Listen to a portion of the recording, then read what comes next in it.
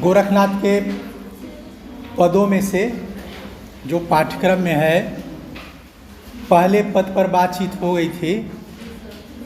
दूसरा पद देखते हैं।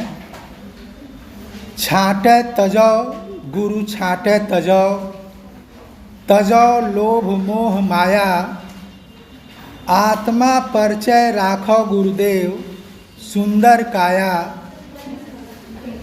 कान्ही पाव भेंटिला गुरु विद्या नगर सैं, ताथै मैं पाइला गुरु तुम्हारा उपदेशै।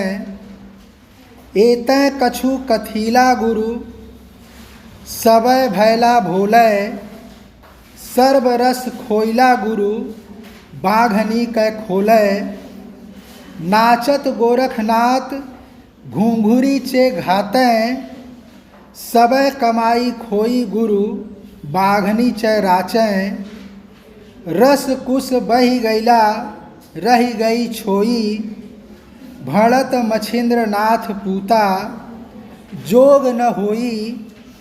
रस कुश बहि गैला रही गैला सारम, बदंत गोरखनाथ गुर जोग अपारम। आदिनाथ नाती मछिंद्र नाथ पूता, षटपदी भणिलय गोरख अवधूता। यह जो पद है, यह गोरखनाथ के द्वारा अपने गुरु मत्स्येंद्रनाथ को मोह माया से मुक्त करने के प्रयास के तहत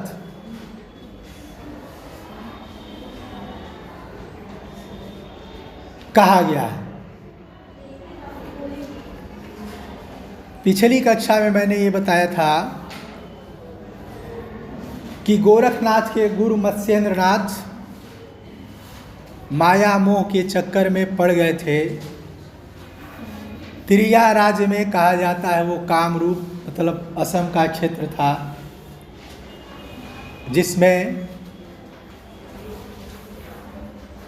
वो विषय वासनाओं में लिप्त हो गए थे।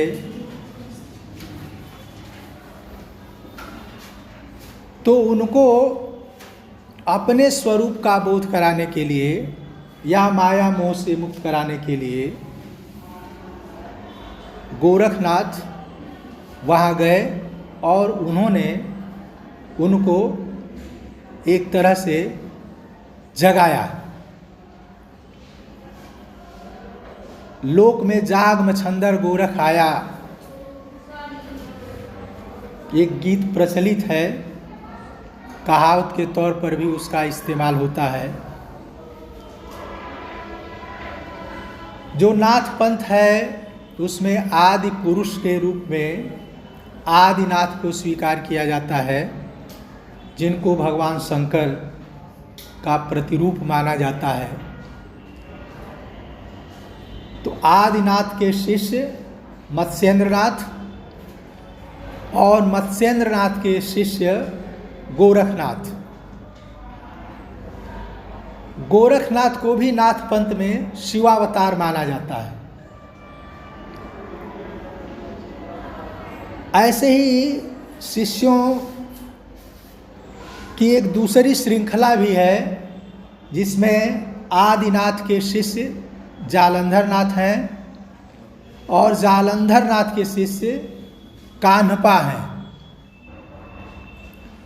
इसमें उनकी भी चर्चा होती है, इसलिए यह बताना जरूरी था। गोरखनाथ वहाँ पहुँचते हैं और अपने गुरु को संबोधित करते हैं कि छाँटै तजय गुरु छाँटै तजय, तजय लोभ मोह माया, आत्मा परिचय राखौ गुरुदेव सुंदर काया। जब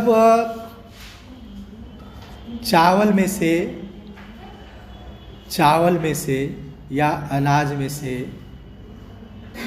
तिनके छोटे कंकड़, धूल वगैरह साफ किया जाता है तो उसको क्या कहते हैं? छांटना कहते हैं।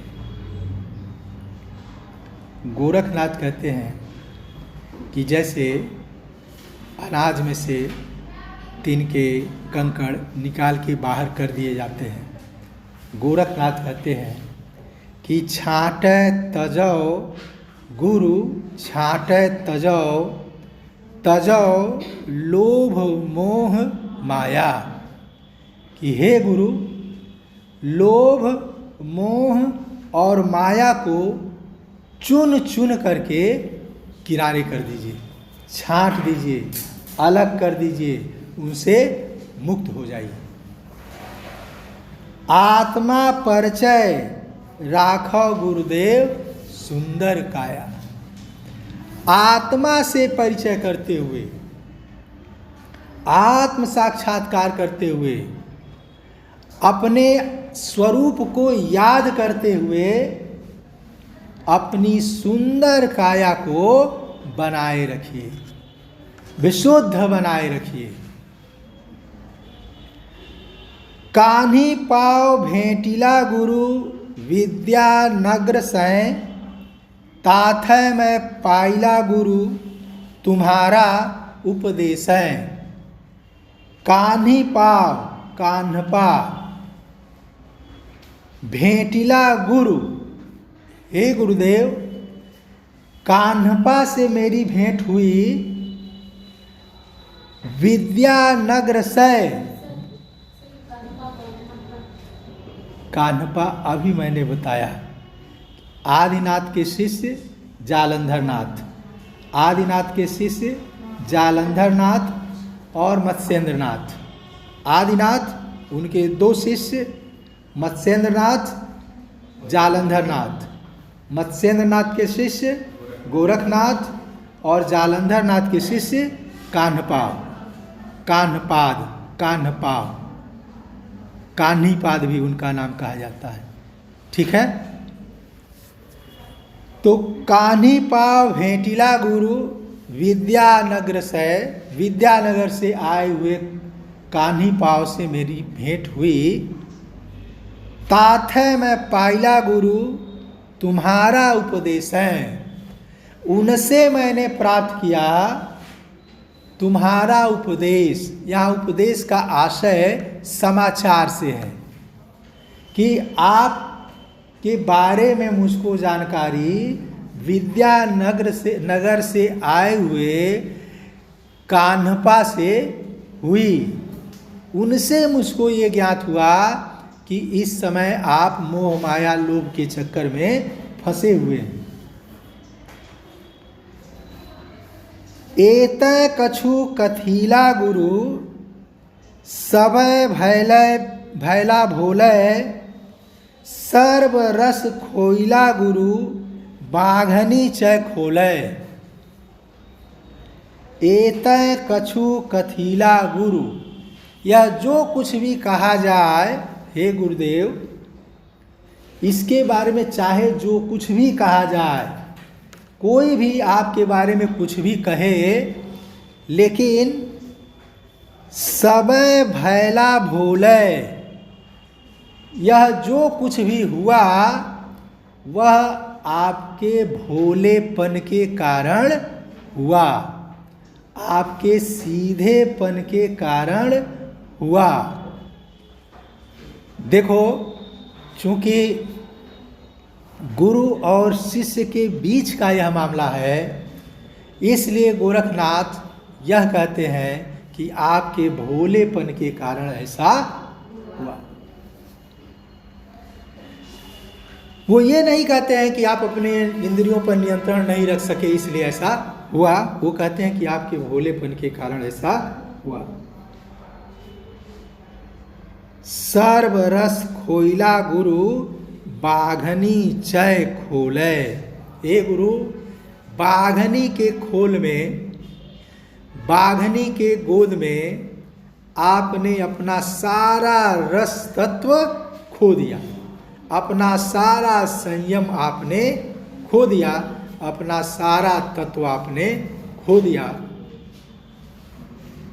नाचत गोरखनाथ घूंघरी चे घाते, सबय कमाई खोई गुरु बाघनी चय राचे।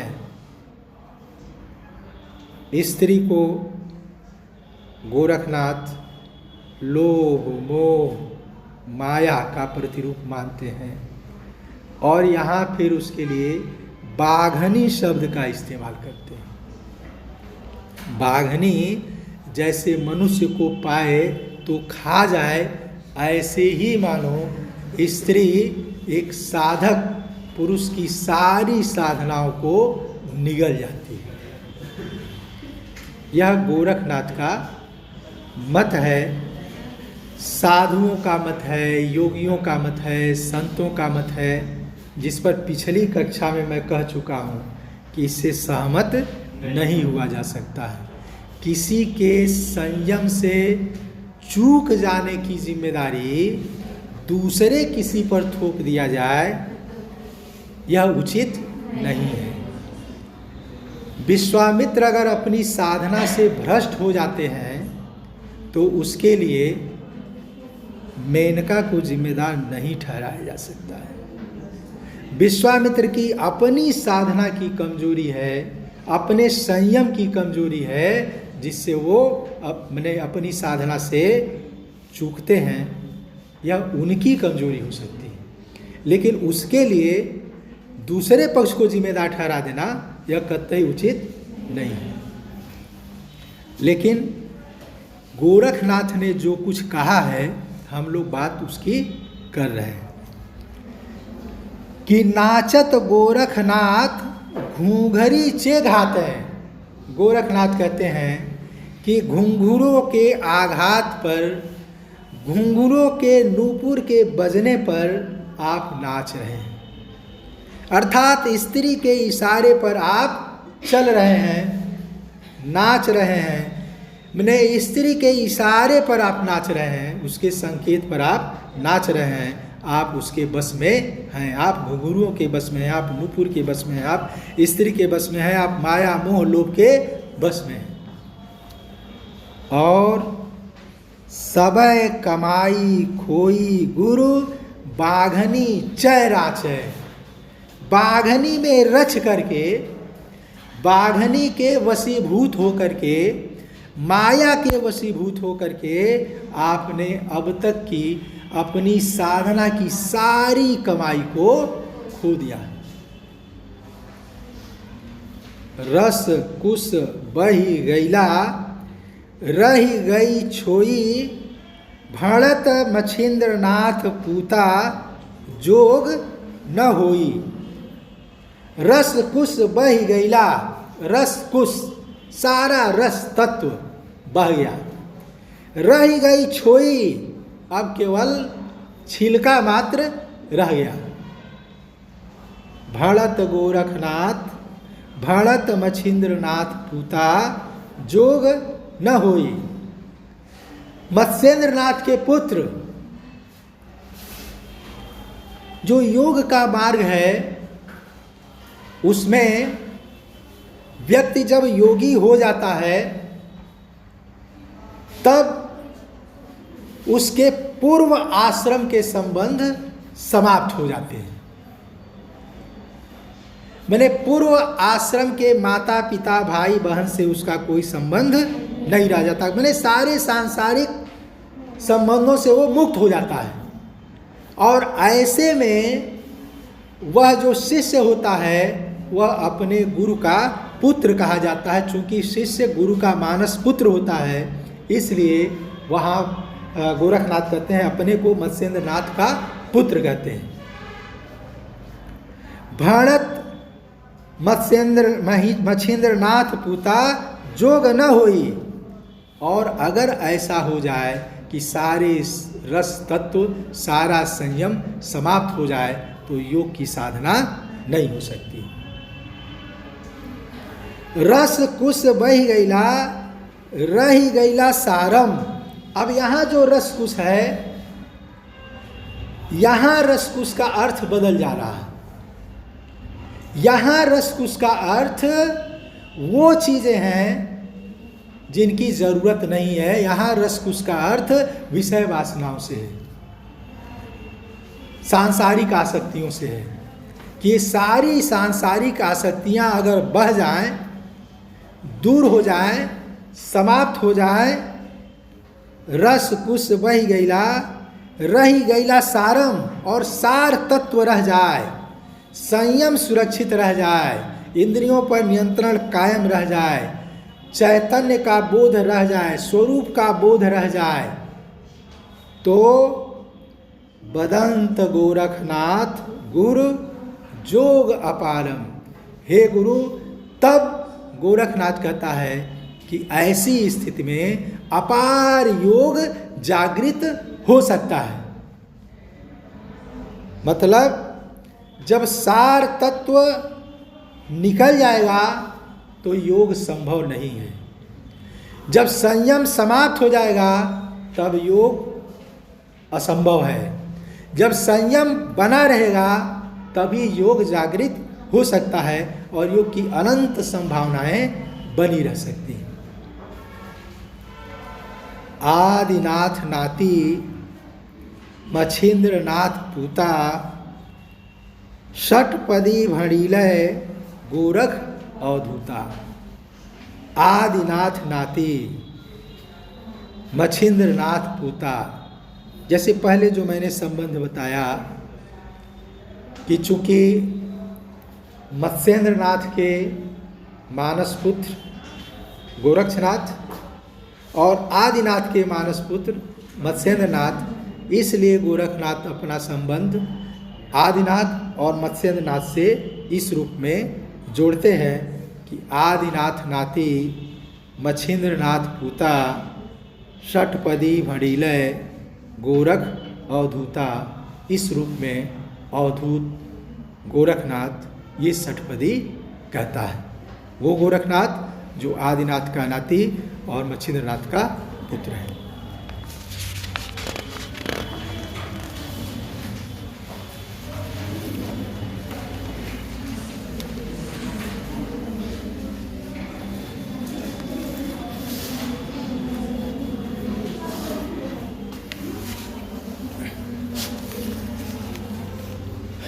अगला देखते हैं, जहाँ गोरखनाथ अपनी बातों को कहने के लिए रूपकों का इस्तेमाल करते हैं, अन्योक्तियों का इस्तेमाल करते हैं, वहाँ उनकी बातें बिल्कुल काव्यमय हो जाती हैं। कहीं कहीं वो सीधे सीधे माने अविधात्मक ढंग से उपदेश देते हैं। अगला जो पद है उसमें भी उन्होंने रूपकों का इस्तेमाल किया है, प्रतीकों का इस्तेमाल किया है।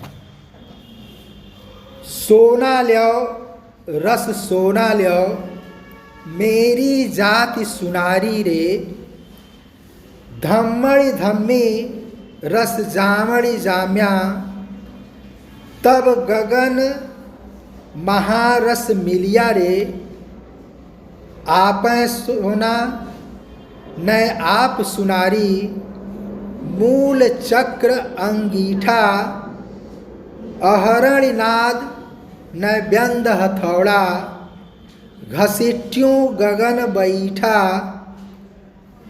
अखय आरण न विषय कोयला, सहज फूक दो नलियाँ, चंद सूर दो समी करी राख्या, आपै आप जु मिलिया, रति का काम मासे की चोरी, रति में मासा चोरे, मासा चोरी रहे मासे में, यह विधि गरथय जोरे, अर्धे सोना ऊर्ध्य सोना, मध्य सोनम सोना, तीन शून्य की रहनी जाने, ता घटी पाप न पूना, उनमनि डांडी मन तराजू, पवन किया गदियाना, आपै गोरखनाथ जोखड़ बैठा, तब सोना सहज समाना। सोना ल्यो रस सोना ल्यो, मेरी जाति सुनारी रे। गोरखनाथ का जो समय था उसके ठीक पहले जो सिद्ध थे उनमें चमत्कार प्रदर्शन का भाव था। अभी जो कुछ ढोंगी साधु सन्यासी होते हैं वो लोगों के बीच कुछ चमत्कार प्रदर्शित करके उनके ऊपर अपना प्रभाव जमाना चाहते हैं कि हाथ हिलाया उसमें कुछ प्रकट कर दिया, कुछ गायब कर दिया, किसी के बारे में कुछ ऐसी बात कह दी कि लोग चमत्कृत हो गए कि अरे इसके बारे में तो मैं नहीं जानता था और ये जो कह रहे हैं वो बिल्कुल सही है। तो उन चमत्कारों को दिखाने के पीछे एकमात्र कारण रहता था कि वो जनता पर अपना धाक जमाना चाहते थे, प्रभाव जमाना चाहते थे। तो ऐसे ही वो तमाम तरह के रसायनों का इस्तेमाल करते हुए सोना बनाने का चमत्कार दिखाते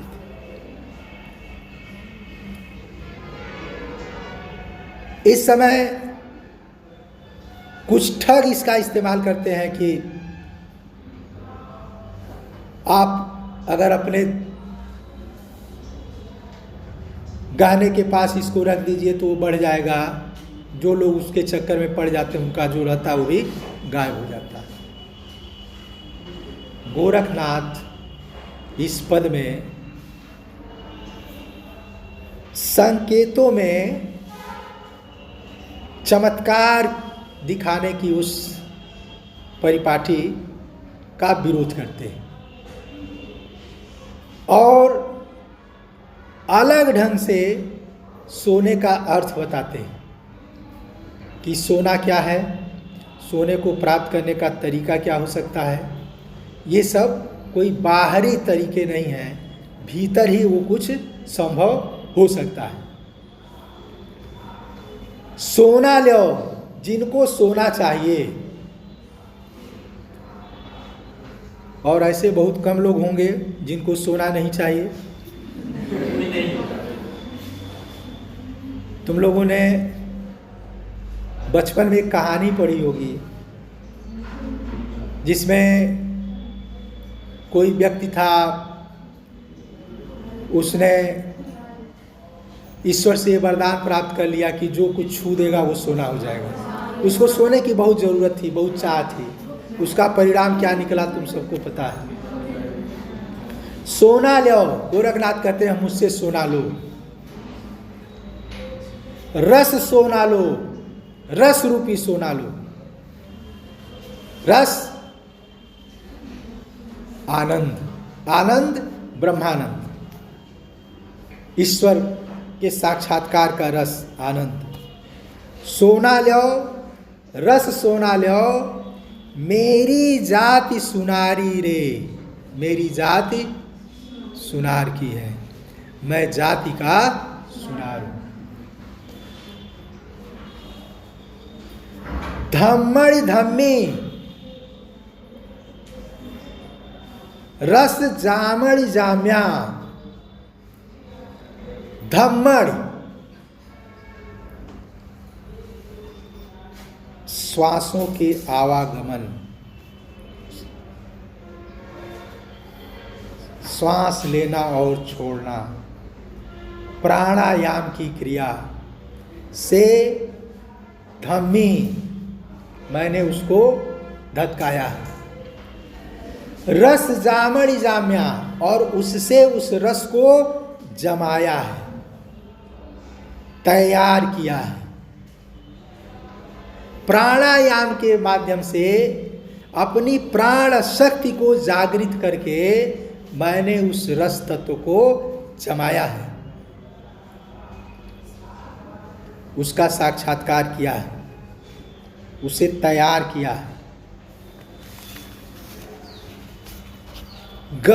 तब गगन महारस मिलिया रे, और तब गगन में उस महारस से, गगन मंडल, शून्य शिखर, सहस्रार चक्र में तब गगन महारस मिलिया रे, तब उस महारस से हमारी भेंट हुई, हम उस महारस में मैं मिल गया, ब्रह्म का साक्षात्कार मुझको हुआ है।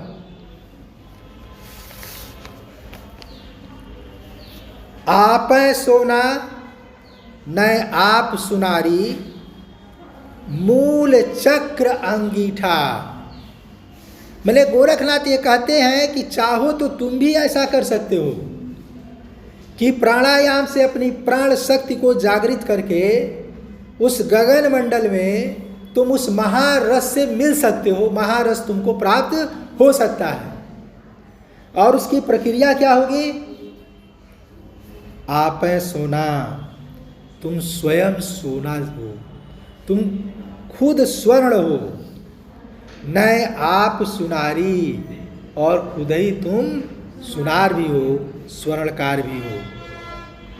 गहनों को गढ़ने वाले स्वर्णकार हो, बनाने वाले स्वर्णकार हो, रचने वाले स्वर्णकार हो। मूल चक्र अंगीठा। अब देखो, जो गहने बेचने वाले नहीं, गहने गढ़ने वाले, बनाने वाले, उनकी मरम्मत करने वाले। मूल चक्र अंगीठा, उनके पास अंगीठी होती है जिसमें वो तपाते हैं। तो अंगीठी क्या है? मूल चक्र, मूलाधार चक्र ही अंगीठी है।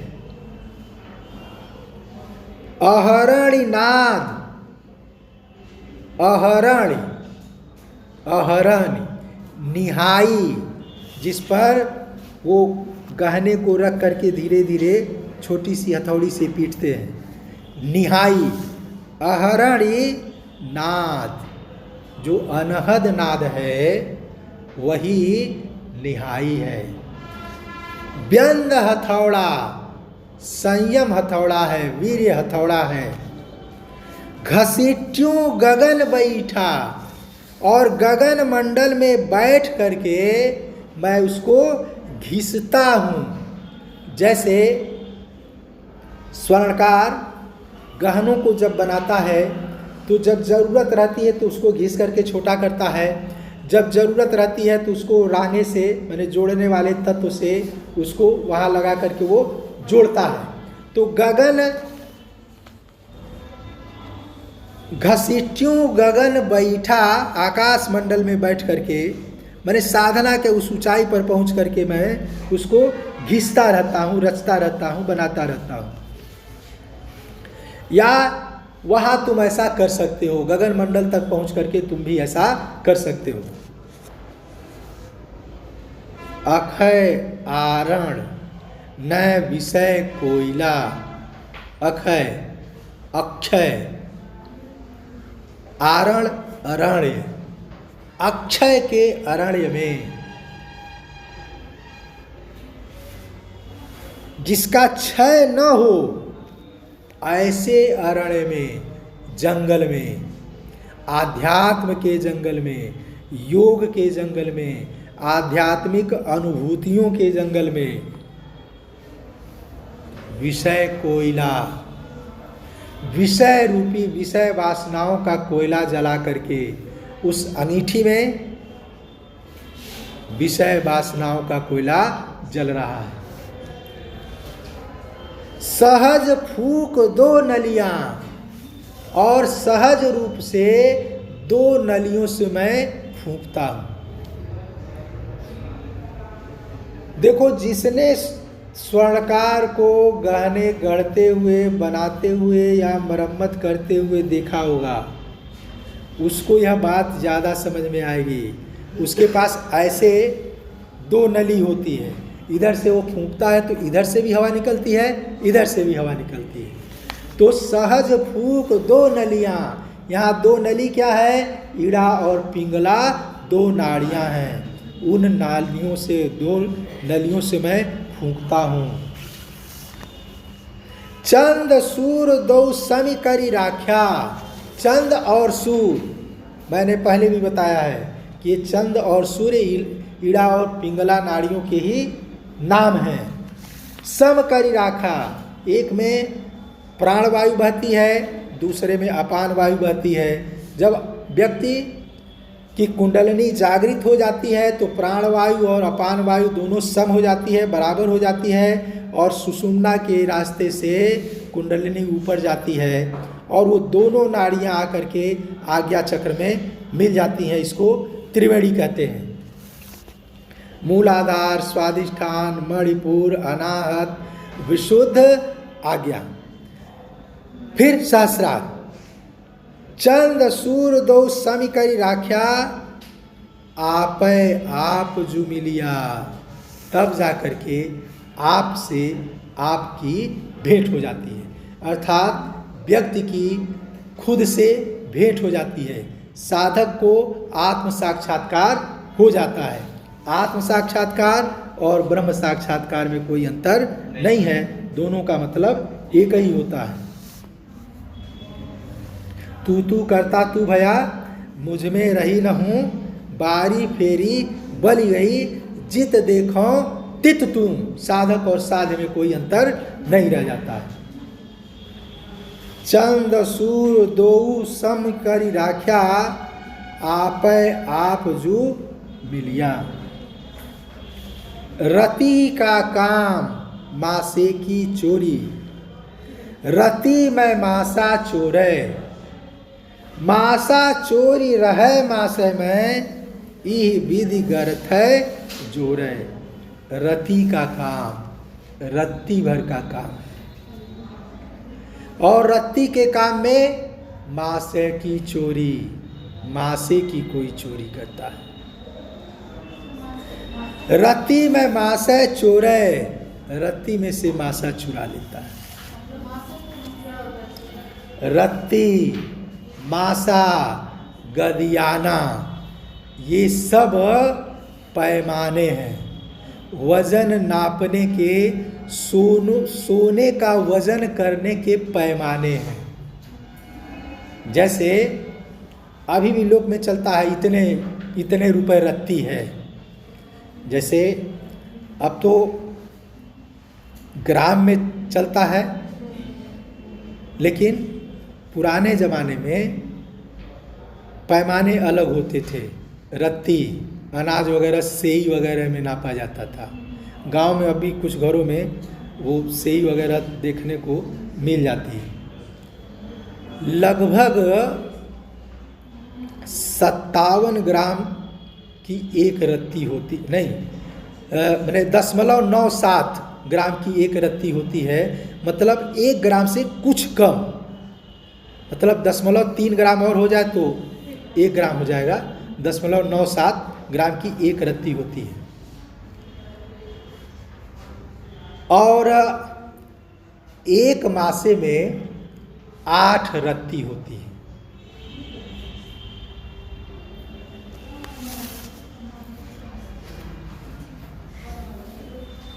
तो रत्ती का काम मासे की चोरी। तो रत्ती अर्थात छोटी इकाई में मासे की चोरी, उसमें से मासे की चोरी हो रही है। यहाँ रति शरीर का प्रतीक है कि शरीर से आध्यात्मिक अनुभव मासा है, ब्रह्म का अनुभव मासा है। तो इस शरीर में से उस मासे की चोरी, उस मासे को प्राप्त किया जा रहा है। रति का काम मासे की चोरी, रति में मासा चोर है। इस तरह से रति में से मासा चुराया जा सकता है। शरीर के ही माध्यम से ईश्वर का साक्षात्कार प्राप्त किया जा सकता है, ब्रह्म साक्षात्कार किया जा सकता है। मासा चोरी रहे मासे में। और इस तरह से मासा चुरा करके शरीर से ब्रह्म का साक्षात्कार करके उस मासे में ही व्यक्ति साधक रहने लगता है, अर्थात ब्रह्म तत्व के साथ वो एकात्म हो जाता है। ई विधि गर्थ है जोड़े, इस तरह से वो गहने जोड़ता है। साधक इस तरह से गहने जोड़ता है, साधक इस तरह से धन जोड़ता है, साधक इस तरह से ईश्वर के साथ संबंध जोड़ता है।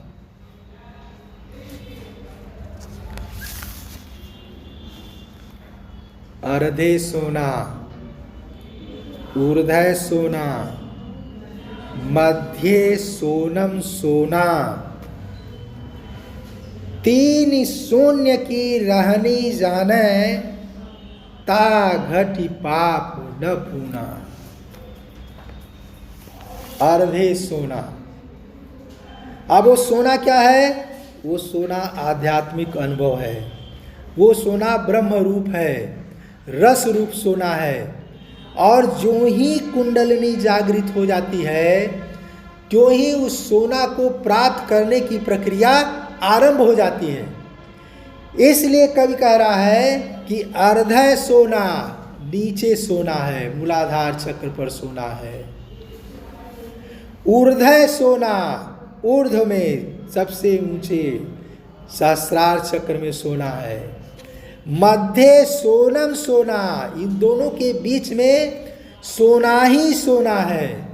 मैंने पूरा शरीर स्वर्णिम ही हो गया।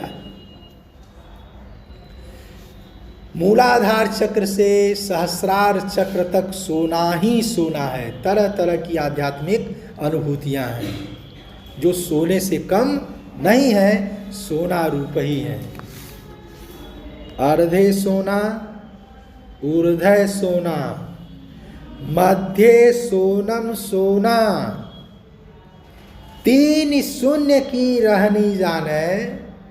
जो इन तीनों शून्यों की रहनी के बारे में जानता है, असलियत के बारे में जानता है, ता घटी पाप न पूना।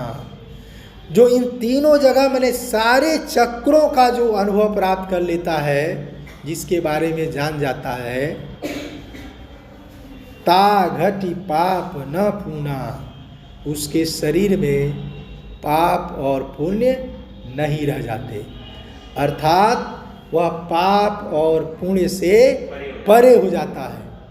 उसके कर्म पाप और पुण्य से परे होते हैं, उसके ऊपर पाप और पुण्य का कोई असर नहीं होता। अब इस तरह का अगर गहना है तो उस गहने को तौला कैसे जाएगा? उन्मन डाणे, उन्मन, उन्मनी अवस्था, मन की एकाग्र अवस्था को उन्मनी अवस्था कहते हैं। मन की अविचलित अवस्था को उन्मनी अवस्था कहते हैं।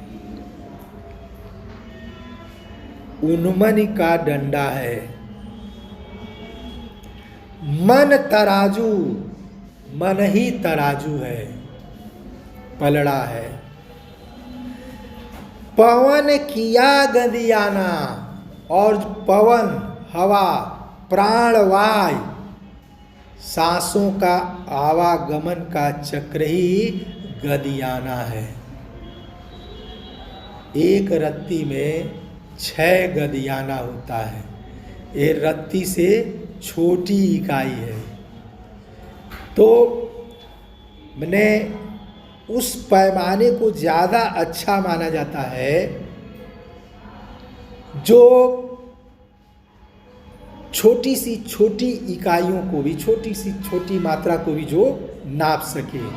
इसीलिए जब गणना की जाती है तो गणना की शुद्धि के लिए दशमलव के कई भाग तक, कई अंकों तक जाते हैं। दशमलव ये तक, 0.35 0.356, 0.356, ये क्रमशः ये मैंने माप की शुद्ध इकाइयाँ हैं। और जैसे जैसे इधर बढ़ते हैं तो वो लगभग में मान लेते हैं कि 5 से अगर ज़्यादा हो 0.35 का मतलब 0.34 कहा जा सकता है, 0.357 का मतलब 0.36 कहा जा सकता है। तो दशमलव के इधर जब बढ़ेंगे तो इकाई बड़ी होती जाएगी और दशमलव के बाद बढ़ेंगे तो इकाई छोटी होती जाएगी। तो उनमन डांडी मन तराजू पवन किया गदियाना, उन्मन की डंडी है, मन ही तराजू है, पलड़ा है, और प्राण वायु ही बाट है। आपै गोरखनाथ जोखड़ बैठा, तब सोना सहज समाना। और यहाँ नापने वाला कोई और नहीं है। व्यक्ति सबसे अच्छा अगर किसी का मूल्यांकन कर सकता है तो अपना मूल्यांकन कर सकता है। बुरा जो देखन मैं चला, बुरा न मिलिया कोई, जो दिल ढूंढा आपनो मुझसे बुरा न कोई। दुनिया के बारे में बातचीत करना बहुत आसान होता है, लेकिन अपना मूल्यांकन करना बहुत कठिन होता है। और जो अपना मूल्यांकन ठीक ठीक कर लेता है, दुनिया भी उसका मूल्यांकन ठीक ठीक करने के लिए बाध्य होती है। जैसे आप जब परीक्षा की तैयारी करते हैं तो 3-4 दिन पहले पता चल जाता है ना कि हमारी औकात क्या है। 2 दिन पहले थोड़ा और ठीक से पता चल जाता है। और जब परीक्षा देने के लिए चल रहे होते हैं तब बहुत अच्छे से पता रहता है।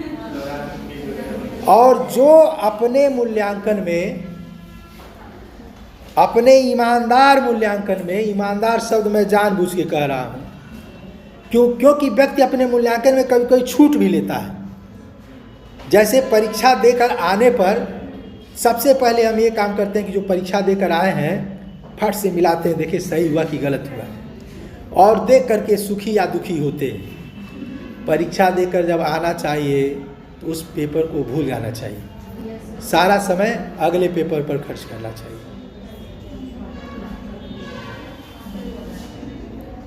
परीक्षा देने के बाद परीक्षार्थी अपने को अंक देता है।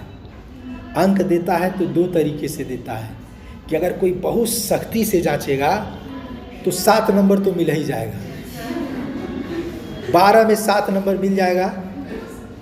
बहुत सख्ती से जांचेगा तो 7 मिल जाएगा, और थोड़ी लापरवाही से जांचा तो 9-10 भी मिल सकता है। तो जब कोई मूल्यांकन करता है तो कहता है ना, हम 7 ही मान रहे हैं। और वो जो उसका 7 मानना होता है, जब उसका परीक्षा फल निकलता है तो लगभग उसके करीब ही होता है। तो खुद ही आपै गोरखनाथ जोखड़ बैठा। गोरखनाथ कहते हैं कि आप ही स्वयं ही मैं उसको नापने बैठा हूँ। साधक स्वयं ही उसका माप करने के लिए बैठा है। और जब कोई खुद ही अपना माप करने के लिए बैठे, अपना मूल्यांकन करने के लिए तैयार हो, तब सोना सहज समाना, तब सोना सहज रूप हो जाता है। सोना ब्रह्म रूप हो जाता है। सोने का जो रूप है वो ब्रह्ममय हो जाता है। व्यक्ति अपने मूल्यांकन में उस स्वर्णिम स्थिति को प्राप्त कर ले जाता है। अगर सारी प्रक्रियाओं का पालन ठीक ठीक हो और तब व्यक्ति अपना मूल्यांकन करने बैठे, तो व्यक्ति को यह पता चलेगा कि हमारे मूल्यांकन में हमने सोने को प्राप्त कर लिया है, ब्रह्म का साक्षात्कार हमने कर लिया है, इन यौगिक प्रक्रियाओं की अगर ठीक से यौगिक प्रक्रियाओं का ठीक से पालन किया जाए तो गोरखनाथ का कहना है कि रस रूप सोने को, ईश्वर रूप सोने को, ब्रह्मानंद रूप सोने को प्राप्त किया जा सकता है। अभी समय है, समय हो गया। और